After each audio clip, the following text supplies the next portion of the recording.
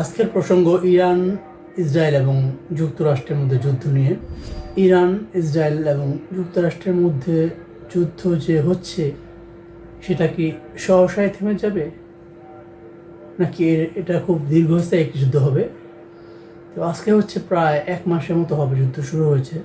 Iran এবং ইসরায়েলের এই দ্বন্দ্ব দীর্ঘদিনের, যুগের পর যুগ ধরে চলে আসা এই দ্বন্দ্বে ইসরায়েল সবসময় ইরানকে তার হুমকি বলে মনে করে, বাট ইরান ও ইসরায়েলের বিরুদ্ধে বিভিন্ন কার্যক্রম গ্রহণ করে আসছে।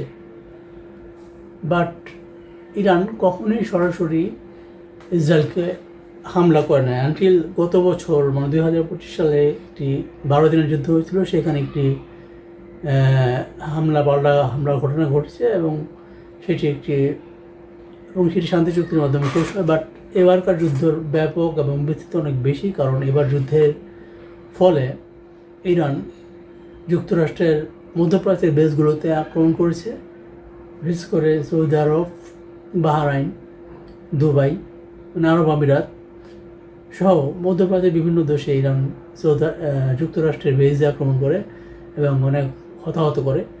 ইসরায়েল এবং আমেরিকা মিলে প্রথম যুদ্ধটা শুরু করে, যদিও কারণ প্রথম দিনে তারা আয়াতুল্লাহ আলী খামেনিকে হত্যা করে, তাছাড়া অনেক স্কুল শিশুদেরকে হত্যা করে, যা বিশ্বের জন্য একটি কলঙ্কজনক অধ্যায়।